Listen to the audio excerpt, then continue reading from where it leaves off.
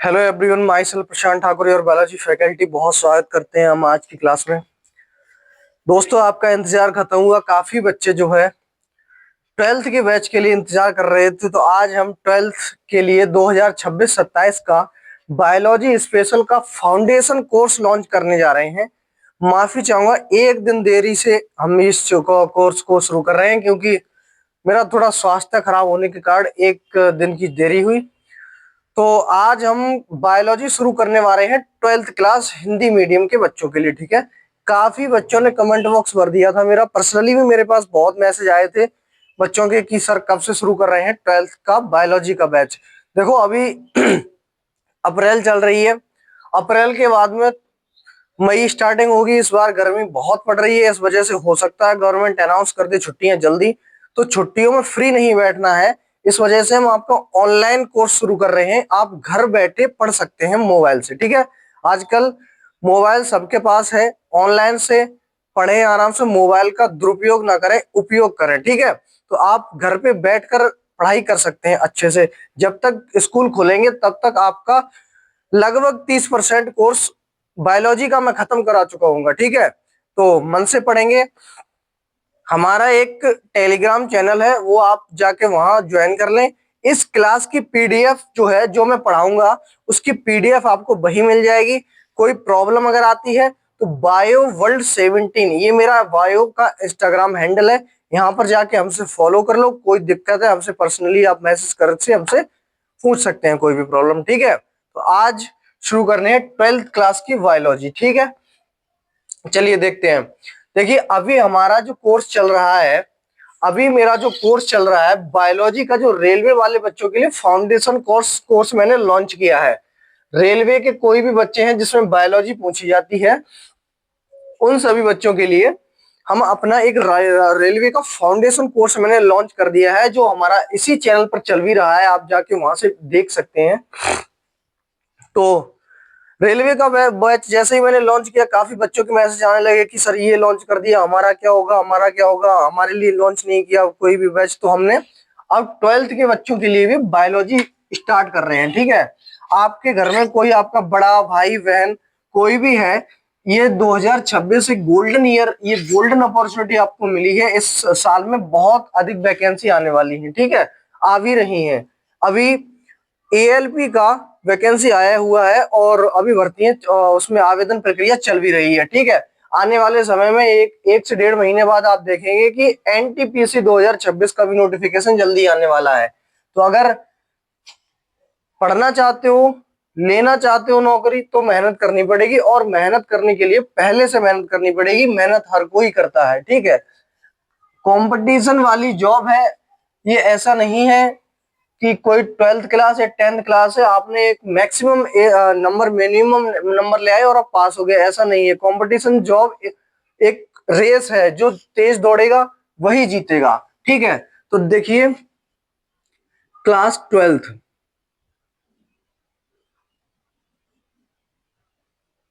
Biology, class 12th biology यानी जीव विज्ञान।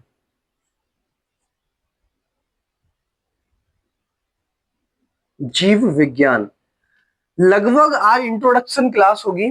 लगभग थोड़ा बहुत सिलेबस, थोड़ा बहुत चैप्टर के अंदर हम घुसेंगे, लेकिन आज ज्यादातर इंट्रोडक्शन थोड़ा बताऊंगा बायोलॉजी के बारे में। उसके बाद हम अपनी पढ़ाई को लगभग कंटिन्यू कल से कर देंगे, लेकिन पढ़ेंगे आज भी। ऐसा नहीं है कि आज नहीं पढ़ेंगे। ठीक है, देखिए, बायोलॉजी जो होती है हमारी, बायोलॉजी जो है वो हमारी दो ब्रांचेस में डिवाइड की गई है। कितनी ब्रांचेस में? दो ब्रांच में। जीव विज्ञान को दो भागों में बांटा गया है। Biology divided by in two branches. देखिए कौन कौन सी हैं। नंबर 1 पर हमारी आती है जूलॉजी, जूलॉजी। और दूसरी हमारी होती है बॉटनी। दूसरी हमारी कौन सी होती है? बॉटनी। देखिए ये जो जूलॉजी है इसको हम कहते हैं जंतु विज्ञान। इसके अंदर हम जंतुओं के बारे में अध्ययन करते हैं, यानी एनिमल्स के बारे में। जंतु विज्ञान यानी कि जीव विज्ञान की वह शाखा, अगर आप डेफिनेशन लिखना चाहें, जीव विज्ञान की वह शाखा जिसके अंदर हम जंतुओं का अध्ययन करते हैं, that is called the zoology, यानी कि जंतु विज्ञान। अब देखिए बॉटनी। बॉटनी के अंदर हम सभी पेड़ पौधों का अध्ययन करते हैं, प्लांट्स के बारे में पढ़ते हैं, तो इसको हम कहते हैं वनस्पति विज्ञान। वनस्पति विज्ञान, वनस्पति विज्ञान। ओके, देखिए मैंने बताया बायोलॉजी हमारी एक किताब है, समझ रहे हो ना, बायोलॉजी हमारी एक किताब है, ठीक है। उसके अंदर अभी तो नहीं, अभी आप 12th में है, उसके अंदर जैसे अभी मेरे पास बुक है बायोलॉजी की, बायोलॉजी समझते रहना पहले थोड़ा ध्यान से, उसके बाद में पढ़ने के लिए तो अभी काफी टाइम बचा है, ठीक है। थोड़ा इंट्रो समझ लो पहले। बायोलॉजी एक किताब है, उसमें दो पार्ट डिवाइड किए गए हैं, जैसा कि मैंने बताया जूलॉजी और बॉटनी, ठीक है ना। जूलॉजी और बॉटनी, जितने भी चैप्टर्स के अंदर हम पेड़ों के बारे में अगर अध्ययन करते हैं तो समझ जाना ये चैप्टर कौन से विषय का है, बॉटनी का है बॉटनी का। लेकिन अभी हम सिर्फ इसको जानते हैं कि हमारी बायोलॉजी चल रही है, लेकिन असल में जब आप ग्रेजुएशन में जाएंगे तो आपके जो सब्जेक्ट है वो डिवाइड हो जाएंगे, या तो जूलॉजी होगा या बॉटनी होगा। ग्रेजुएशन में अगर ग्रेजुएशन करेंगे तो जूलॉजी और बॉटनी दोनों होगा। फिर आपके उसके बाद आप अगर मास्टर्स करते हैं, मास्टर डिग्री लेते हैं, तो आप किसी एक विषय में ही मास्टर्स कर सकते हैं, चाहे जूलॉजी ले लो और चाहे बॉटनी ले लो, ठीक है। चलिए, हमने बताया जीव विज्ञान की वह शाखा है जिसके अंदर जीव जंतुओं का अध्ययन किया जाता है। अब देखिए समझिए, जंतु विज्ञान के पिता किसको कहते हैं?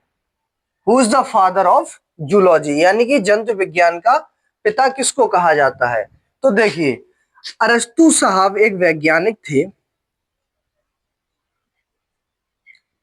अरस्तु एक वैज्ञानिक हुआ करते थे। अरस्तु, जिसका नाम क्या था? अरस्तु नाम के एक वैज्ञानिक थे, जिसको क्या है, हम जीव विज्ञान और जंतु विज्ञान दोनों का पिता कहा जाता है। यानी कि बायोलॉजी के जो जनक हैं, जो पिता हैं, वो भी कौन है? अरस्तु। अरस्तु, देखो मेरे पास कोई एंड्रॉयड बोर्ड नहीं है जो मैं लाया पीपीटी और आप लोगों को दिखा दिया। मैं यहाँ पर लिख रहा हूं, जो मैं बोल रहा हूं लिखने से ज्यादा अब मेरे शब्दों पर ध्यान दें, ठीक है ना। मैं ऐसे करके नहीं लिखाऊंगा कि बॉटनी के पिता ये हैं, जीव विज्ञान के पिता ये हैं। मैं डायरेक्ट सीधा लिख दे रहा हूं, आप लोग अपना चाहे जैसे नोट्स जैसे आपको समझ में आए वैसे आप बनाइए, ठीक है। देखिए, मैंने बताया अरस्तु साहब जो थे वो जीव विज्ञान के पिता थे, ठीक है। जीव विज्ञान के पिता थे, लेकिन जो अरस्तु नाम के वैज्ञानिक थे उनको ज्यादा रुचि थी जीव जंतुओं के बारे में स्टडी करने की, यानी कि पढ़ने कौन से जानवरों का शौक था, किसका? जानवरों का।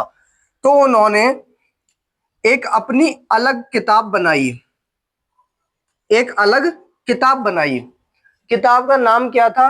हिस्टोरिया एनामिलियम। क्या नाम था? हिस्टोरिया एनामिलियम। किताब का नाम था हिस्टोरिया एनामिलियम।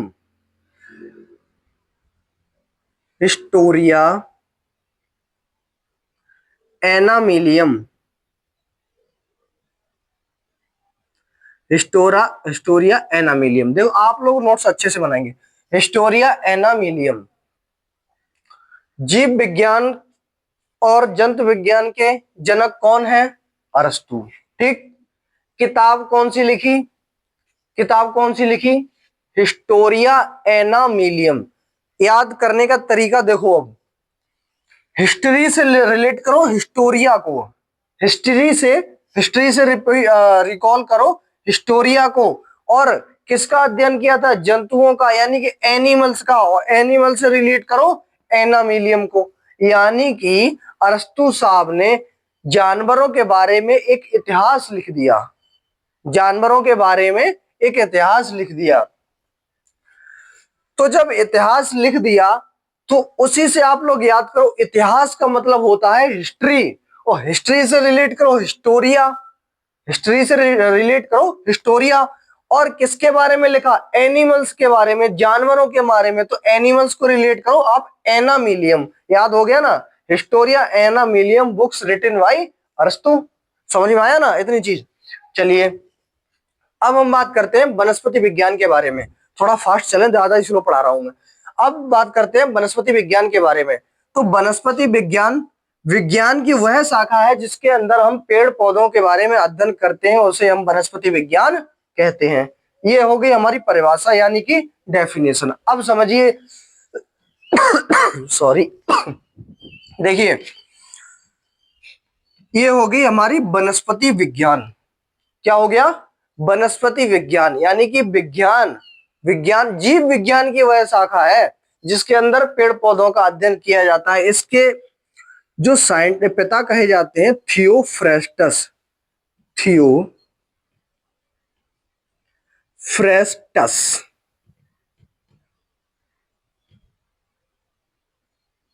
समझ में आया आप लोगों को इतनी चीज? कौन है? थियोफ्रेस्टस। कोई पूछे आपसे who is the father of botany, तो आप क्या बताओगे? थियोफ्रेस्टस ही क्या है?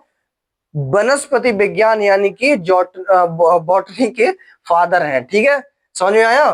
बॉटनी के फादर हैं। एक चीज अब और समझिए, यहां पे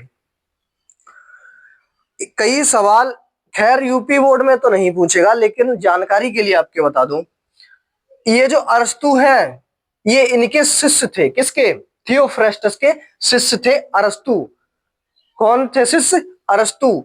इन्होंने पढ़ा जंतुओं के बारे में और इनको ज्यादा इंटरेस्ट आने लगा, मजा आने लगा पेड़ पौधों के बारे में अध्ययन करने में। समझ में आया? पेड़ पौधों के बारे में अध्ययन करने में इनको ज्यादा मजा आया, इसलिए इन्होंने एक पेड़ पौधों की किताब लिख दी। नाम क्या था? हिस्टोरिया, बुक लिखो ऐसे पहले, बुक,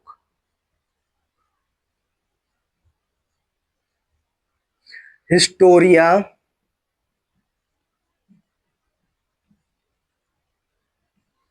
प्लांटेरम, हिस्टोरिया प्लांटेरम। देखो फिर से समझो, फिर से समझिए, फिर से समझिए। देखो जब गुरु ने किताब लिख दी हिस्टोरिया एनामिलियम, कौन था गुरु? अरस्तु। जब गुरु ने एक किताब लिख दी तो चेला कैसे इंस्पायर ना हो? तो चेले ने भी यानी शिष्य ने भी अपनी एक इंस्पायर होकर एक किताब लिख दी जिसका नाम था हिस्टोरिया प्लांटेरम। समझ लो, अब याद कैसे करोगे इसकी ट्रिक समझो। इन्होंने लिखा था जंतुओं के बारे में इतिहास, इन्होंने लिखा था पेड़ पौधों के बारे में इतिहास। इतिहास का मतलब होता है हिस्ट्री, इतिहास का क्या मतलब होता है? हिस्ट्री। और हिस्ट्री से रिलेट करोगे हिस्टोरिया, हिस्ट्री से रिलेट करोगे हिस्टोरिया। और किसके बारे में लिखा? प्लांट्स के बारे में, यानी पेड़ पौधों के बारे में, तो प्लांट्स से रिलेट करोगे प्लांटेरम। इतनी चीज समझ में आई या नहीं बताओ? इससे ज्यादा आसान ट्रिक याद करने की मैं आपको क्या बताऊं? समझ में आया ना? इतनी चीजें समझनी। ये था हमारा बायोलॉजी का इंट्रोडक्शन। चार्ल्स डार्विन, क्या चार्ल्स डार्विन हमारे, हाँ एक पॉइंट और लिख लो इसमें, आधुनिक आधुनिक जीव विज्ञान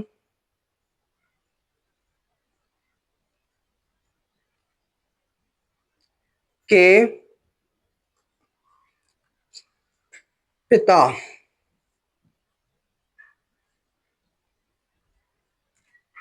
आधुनिक जीव विज्ञान के पिता।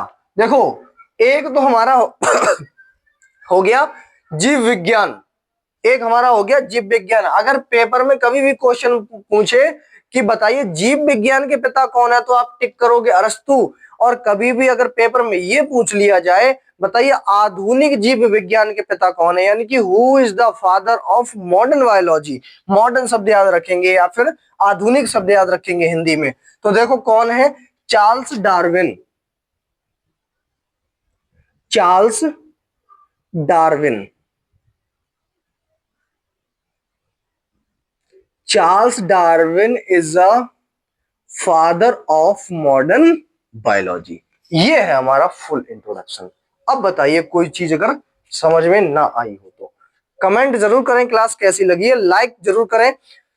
अब देखिए हमारे यूट्यूब पर ये फ्री चल रहा है बिल्कुल कोर्स, ठीक है, इससे हम आपकी कोई फीस तो नहीं ले रहे हैं ना, तो आपकी मेरी फीस क्या हो जाएगी, सिर्फ आपका कमेंट और लाइक, जो कि इसके आपको पैसे नहीं पड़ रहे, ठीक है। तो एक लाइक कर दें और कमेंट कर दें कि क्लास लगी कैसी है, ठीक है। चलो इसका स्क्रीनशॉट ले लो, अगर बाद में नोट्स बनाना चाहते हो तो ठीक है, तो इसका स्क्रीनशॉट ले लो। अगर साथ ही साथ बना रहे हो तो कोई बात ही नहीं, फिलहाल आप स्क्रीनशॉट ले लो तो ज्यादा बेटर रहेगा। अगर मेरी स्लाइड याद रखनी है तो इसका इंट्रोडक्शन जरूरी है। ले लीजिए स्क्रीनशॉट, में साइड हो जाता हूँ।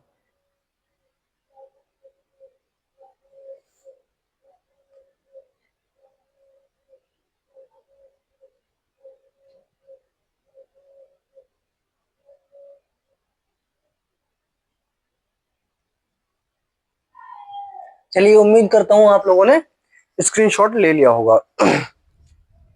अब बढ़ते हैं हम अपने सिलेबस की ओर, पहला चैप्टर स्टार्ट करेंगे। अब हम बढ़ते हैं अपने सिलेबस की ओर। अब हमारा बायोलॉजी का जो इंट्रोडक्शन था वो खत्म हो चुका है। अब हम पढ़ेंगे बायोलॉजी के चैप्टर्स के बारे में। Chapter number first, chapter number है हमारा पहला, क्या है नाम, सेक्सुअल रिप्रोडक्शन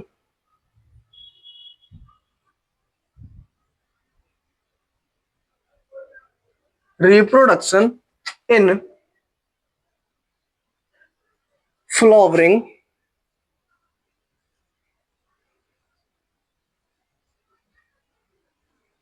प्लांट्स।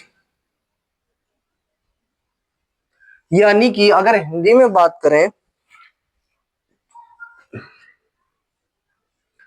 पुष्पीय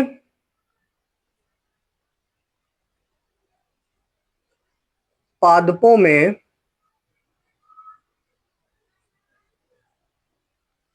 लैंगिक जनन,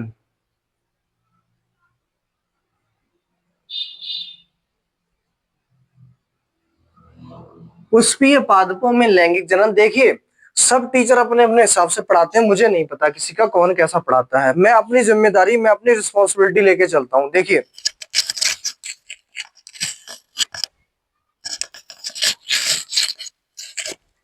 मैं अपनी रिस्पॉन्सिबिलिटी ये लेके चलता हूँ। देखिए कई कई टीचर्स क्या करते हैं, चैप्टर्स का नाम बताया, पुष्पीय पादपों में लैंगिक जनन, जड़ा जड़ जड़ा जड़ पढ़ावा पढ़ा पढ़ावा पढ़ा, कोई मतलब नहीं उसका।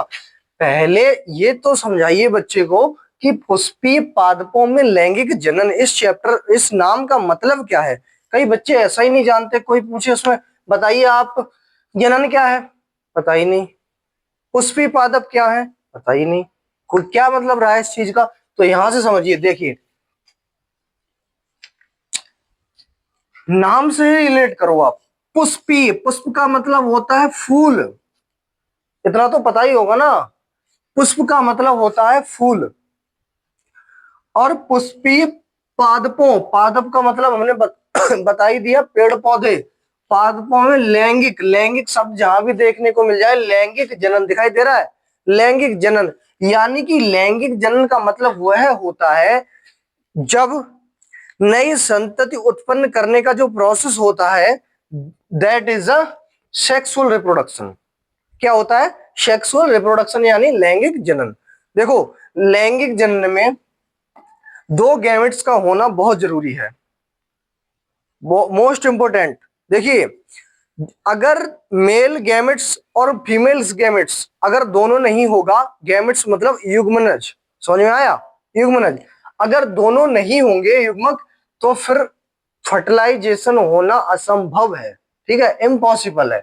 तो देखिए हम शुरुआत करते हैं, आपको एक एक पॉइंट वेरी क्रिस्टली क्लियर करवाऊंगा, समझ में आ गया। यानी कि आप अगर मन से हमारी क्लास देख लिए तो किसी भी क्लास को पढ़ने की कोई जरूरत नहीं है, ठीक है। और जितना आपको फायदा ऑनलाइन क्लासेस में मिलेगा, ऑफलाइन में कभी नहीं मिल सकता, इस चीज को मैं गारंटी ले रहा हूँ, ठीक है। क्योंकि मैंने स्कूल का मैं जो माड़ा हाल है मैं समझता हूँ, जिस भी स्कूल में आप पढ़ रहे हैं मेरी बात गलत हो तो आप कमेंट बॉक्स में जरूर बताओ।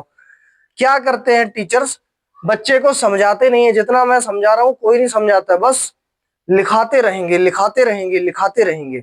अब लिखा हुआ तो बच्चे को किताब में भी मिल जाता है ना, लिखाने से मतलब क्या है, समझाना ही तो जरूरी है। किताब में लिखा के दी क्यों जाती है, टीचर उसको एक्सप्लेन करे बच्चों को, लेकिन वो क्या करते हैं, सेम कॉपी आपको उतरवा के रख देते हैं, कोई मतलब नहीं उस चीज का। देखिए फिलहाल हम अपने टॉपिक पर लौट रहे हैं। यहां पर लिखा है पुष्पीय पादपों में लैंगिक जनन। पुष्प मतलब फूल। क्या हुआ इस मार्कर को,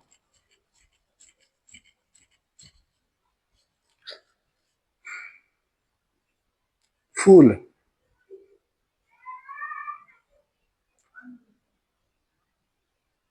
ठीक है। एक फूल में मुख्यतः 4 भाग होते हैं, ध्यान देना। एक फूल में मुख्यतः 4 भाग होते हैं। देखिए समझिए कौन कौन से। नंबर 1 हमारा होता है दल। घबराना नहीं, सब बताऊंगा क्या होता है दल, क्या कौन सा पॉइंट होता है। नंबर 1 हमारा होता है दल। नंबर दूसरा हमारा होता है पंखुड़ी।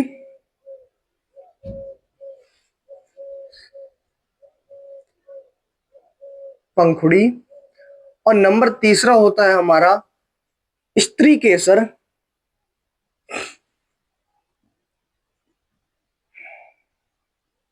और नंबर 4 यानी कि लास्ट जो होता है हमारा पुंकेसर। पुंकेसर, पुंकेसर, ठीक है। इतनी चीजें समझ में आई ना। पहला होता है हमारा दल, दूसरा पंखुड़ी, तीसरा स्त्री केसर और चौथा पुंकेसर। अब ये समझिए कि ये चारों चीजें होती क्या है। देखिए एक छोटा सा डायग्राम बनाकर मैं आपको समझाने की कोशिश करता हूं, ठीक है।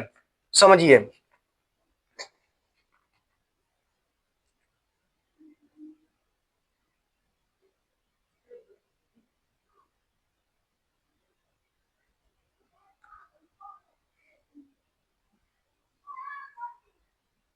थोड़ा सा बस धैर्य रखें, थोड़ा सा पेशेंस रखें, अभी आपको सारी चीजें समझ में आ जाएंगी, ठीक है ना।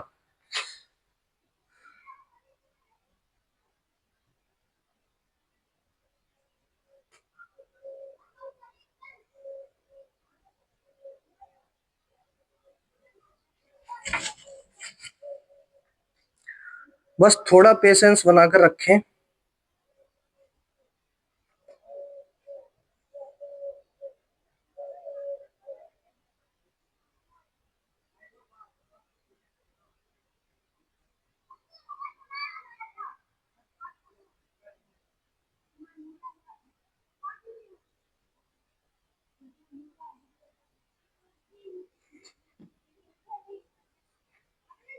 बनाते चलें साथ के साथ, आप लोग भी इस डायग्राम को समझ में आएगा। देखिए इतना ही ठीक है। अब ये मैंने जो आप लोगों के सामने एक डायग्राम बना लिया, मान लीजिए ये कोई पुष्प है। क्या मान लेंगे, यह कोई पुष्प है यानी फ्लावर है। ये हो गया हमारा फ्लावर। तो देखिए आप लोगों को इस चीज में क्या क्या दिखाई दे रहा है। पहला पॉइंट हमने लिखवाया दल। क्या लिखवाया, दल।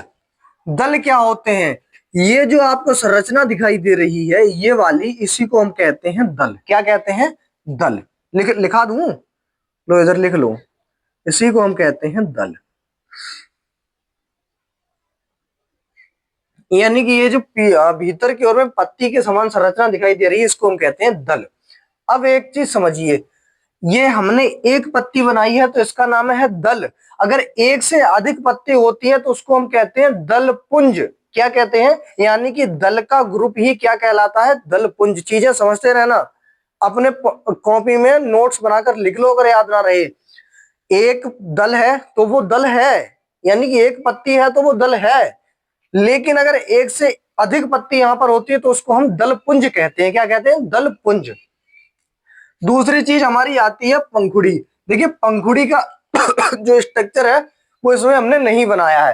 कई फूल तो आपने देखे ही होंगे ना, तो फूल में देखो इस तरीके से एक पंखुड़ी नुमा संरचना होती है इस प्रकार से। तो जो ये बीच वाली संरचनाएं दिखाई दे रही हैं, इसी को हम क्या कहते हैं, पंखुड़ी। यानी कि फूल की जो पत्ती होती है ना, फूल की, ऐसे समझिए, पंखुड़ी को उदाहरण समझाए तो जैसे गुलाब देखा होगा, तो गुलाब इस प्रकार से होता है। गुलाब जो इस प्रकार से होता है,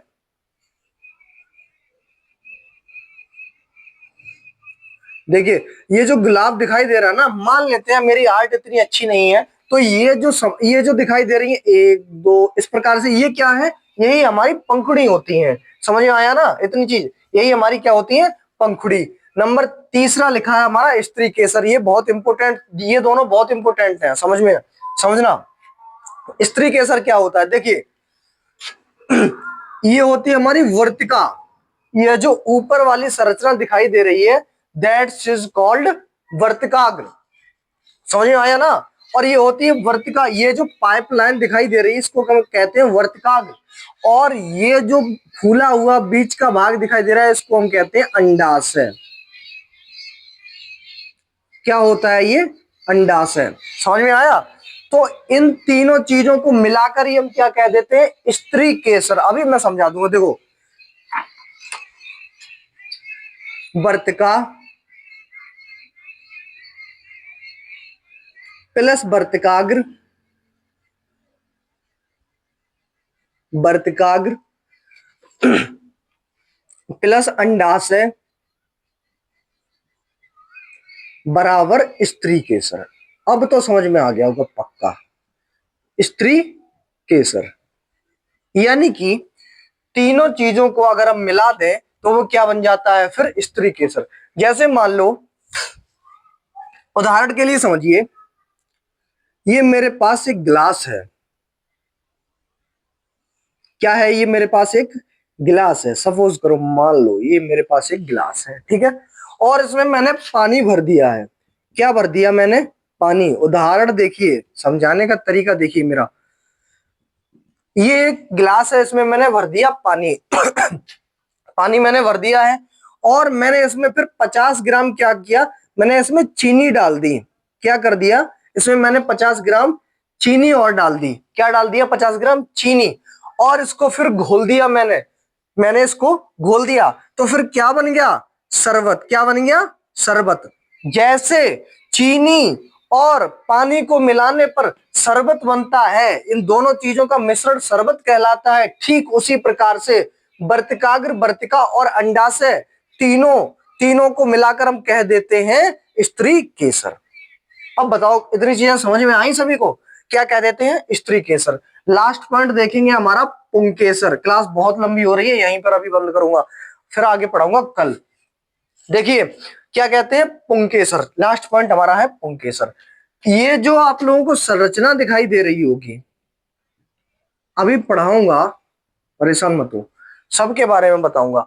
ये है जो लकड़ी, यानी कि ये जो संरचना है ये वाली, इसको हम कहते हैं तंतु। क्या कहते हैं, तंतु। तंतु। और इसको हम कह देते हैं परागकोश। ये जो गोल गोल संरचना दिखाई दे रही है इसको हम कहते हैं परागकोश। परागकोश, ठीक है। परागकोश और तंतु मिलकर ही क्या बनाते हैं, पुंकेसर। पुंकेसर, ठीक है, क्या बना देते हैं, पुंकेसर। एक चीज समझिए, इसी को हम क्या कहते हैं, पुष्प का नर जनन भाग। क्या कह देते हैं, नर जनन भाग। पुष्प का नर जनन भाग कौन सा है हमारा, पुंकेसर। और स्त्री केसर ही हमारा कौन सा होता है, मादा जनन अंग। पुष्प का मादा जनन अंग, यानी कि फीमेल रिप्रोडक्टिव सिस्टम, मादा जनन भाग। अब बताओ, कोई अगर आप लोगों को प्रॉब्लम आ रही है तो, इतनी चीजें समझ में नहीं आई हैं तो बताएं। देखिए कोई भी चीज अगर समझ में नहीं आई है तो कमेंट बॉक्स में 100% जरूर बताकर जाना, अपना फीडबैक जरूर देना कि आप लोगों को क्लास कैसी लगी है। समझ में आया ना। अब आज से हमारी एक मिनट। अब आज से हमारा 12th का जो बैच है वो शुरू हो चुका है। अब क्लासें प्रतिदिन चलने वाली हैं, ठीक है। तो आप लोगों को क्लास कैसी लगी है, समझ में आया? समझ में आया है तो चैनल को सब्सक्राइब कर लो, ताकि जैसे ही मैं पढ़ाने के बाद क्लास को यूट्यूब पर अपलोड करूं तो वैसे ही आप लोगों के पास नोटिफिकेशन आ जाए, ठीक है। तो इतनी चीजें देखिए, अच्छे से एक्सप्लेन किया है एक एक पॉइंट को विद डायग्राम, और अच्छे से कल भी पढ़ाऊंगा, ठीक है ना। हमारे पास एंड्रॉयड बोर्ड की जो है सुविधा नहीं है, ठीक है। व्हाइट बोर्ड से ही काम चल रहा है अपना, लेकिन फिर भी हौसले बहुत बुलंद है, पढ़ाने का जुनून है, जज्बा है, इसलिए पढ़ा रहे हैं, ठीक है।